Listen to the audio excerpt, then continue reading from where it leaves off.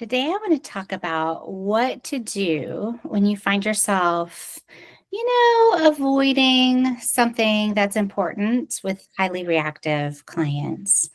When you work with complex trauma clients, you're going to have a certain amount of clients that are just going to feel more fragile. And maybe you worry that it's going to cause them to feel a certain way, or maybe you worry about it causing them to act in a certain way. So maybe you're worried that they're just going to be devastated, or maybe you're worried that they're going to become suicidal or cut or whatever really intense behaviors. And, as therapists, we care about our clients. And so, what I see so many times is clinicians will avoid important conversations in order to avoid those outcomes. And I get it. I get it because we really want our clients to feel good and we want to support them. And the last thing that we want to do is to cause them harm. But when we avoid conversations about raising our rates, rescheduling something because of something personal on our end, and we're,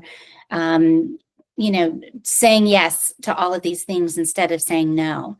What happens is that we create more problems. So, like if we avoid a conversation about rates. This happens so many times. Our most difficult clients that we have been seeing on a sliding scale slot for $25 an hour for years.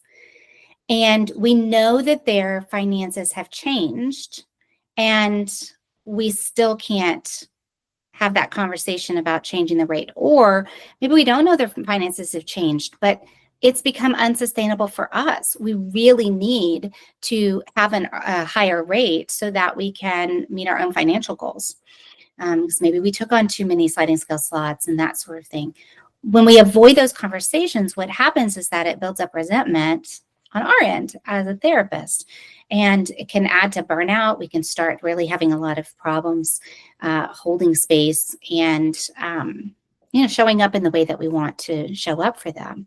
So it is important to lean into those conversations to avoid all of that. But it's also important to respect our clients and their agency and all of those things. And we want them to be able to, part of our work is trying to get them to a place where they can function.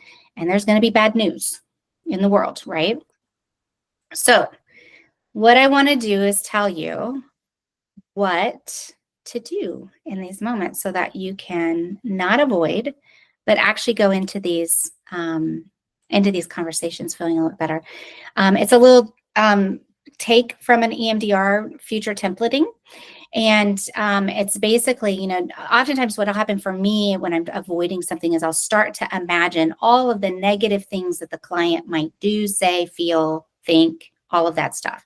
And it's just going like a gerbil in my head. It's going and going and going. And I'm just imagining. It's just filling my body with dread and all the negative emotions that come up. And it's not helpful.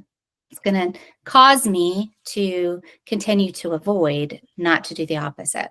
So instead, what I've found is recognizing that, saying, whoop, I'm going to try and stop that.